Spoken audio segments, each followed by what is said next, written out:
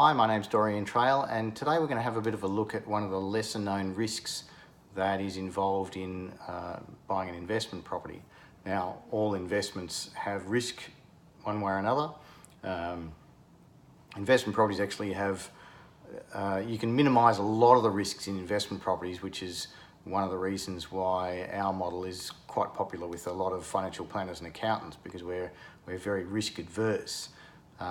And one of the risks that people rarely think about is what I call the resale risk. And it's what's going to happen if something goes wrong in the first 5 years of owning an investment property.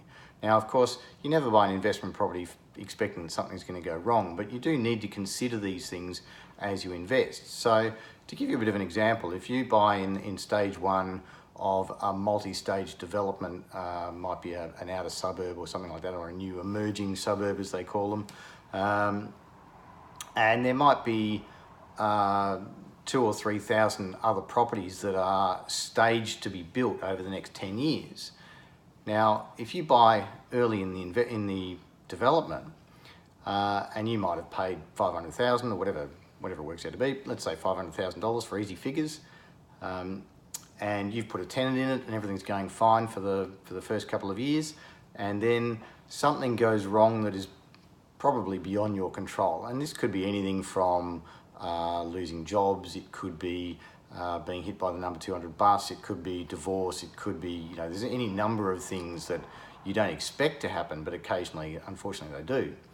So now you've got a second-hand property that's being sold in the same price bracket as a whole bunch of brand new properties in stages that are still reasonably close.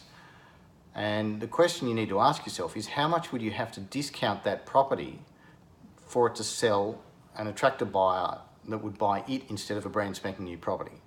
That's the resale trap. And it's quite common where you've got multi-stage developments. It's quite common when you've got inner city high rises and there's more coming out of the ground. A lot of the problems in the Brisbane inner city market over the last few years were not new properties that were coming out of the ground. It was the second-hand ones that were being sold that were only a couple of years old because people couldn't afford them once the supply and demand shift in the market had taken place, and people could no longer afford the properties that were sold to them by some fairly unsavoury people who gave them dodgy figures. So it is worth considering. It's one reason why I don't really like defence housing properties. Now, defence housing, the numbers look really great. They have a pretty high return. It's a long-term government lease. You get a new kitchen at the end of it or a facelift on the property, depending on what the package is.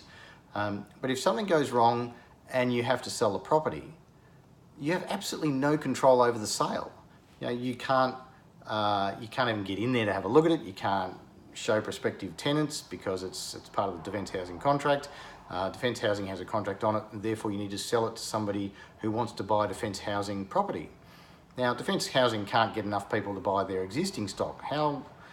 What makes you think that they're going to find people who want to buy a second-hand one? So, and you can't sell it on the open market to an owner-occupier because it's part of a defence housing contract. So, that gives you a pretty good example of the resale risk, and it's certainly worth thinking about. If something does go wrong, heaven forbid, if something does go wrong, you need to be comfortable that you're going to be able to sell the property, hopefully for more than what you bought it for, but certainly you need to be aware of the supply and demand issues surrounding you so that you don't sell it for less. So we're going to do a little bit more of that in the longer video. So if you want to click the link below, go and get yourself a cup of tea, a pen and paper, and let's make you the most educated investor in the room, and I'll see you in the video. Cheers, bye for now.